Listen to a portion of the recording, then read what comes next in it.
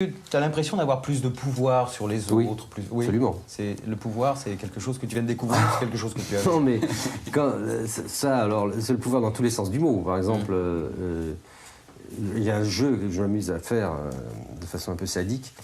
Sans contrefaire ma voix, je téléphone à un bureau d'un personnage semi-important, ou qui se croit tel.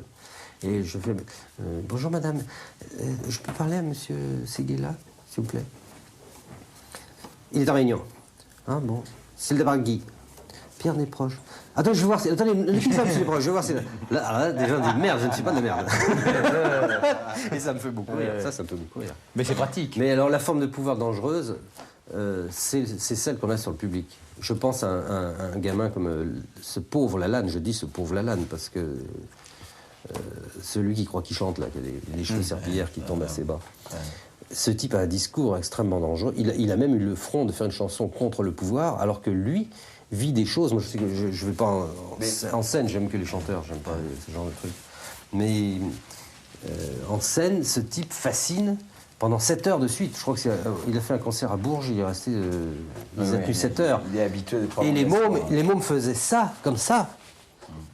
Et de ça à ça, il y a vachement pas loin. Hein. Et c'est effrayant. Et ce type-là, il a un pouvoir sur les gens, et comme, à mon avis, il ne doit pas être très, très, très malin, il est extrêmement dangereux. Mais tu lui reproches de ne pas être malade.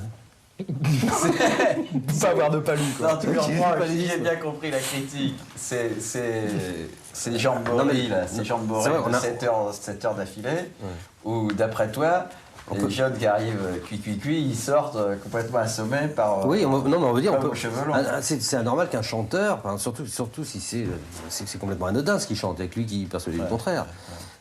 Et puis les enfants qui sortent de leur couche culotte, qui viennent le voir. Mais enfin, ce genre de manifestation, c'est une marque. Moi, je suis désolé, ça me Munich en 1933. Ouais, tu crois pas que des flambeaux. D'ailleurs, ils ont des flambeaux maintenant dans les salles de rock, comme à Munich. Au début d'Hitler, mais je suis désolé, c'est pas des coïncidences. Et ils ont des uniformes noirs en cuir pour aller voir certains chanteurs. Et ils font un peu comme ça, là, comme les Bavarois. Oui.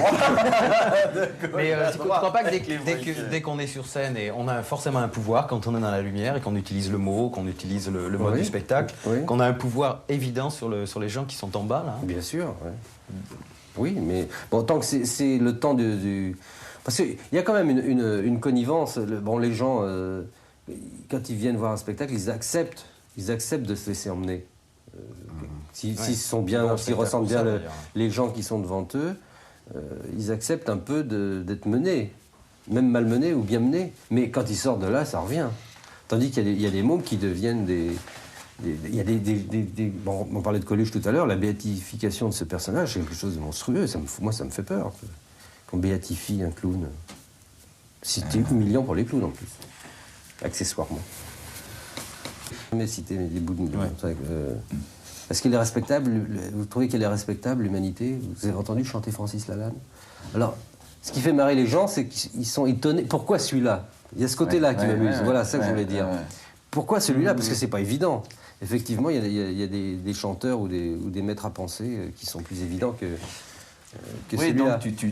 Alors que moi, je sais bien que celui-là est très dangereux. Moi, je l'ai vu donner un cours de démocratie devant le poivreau d'Arvor qui béait, qui bavait encore un dangereux, parce que c'est pas évident.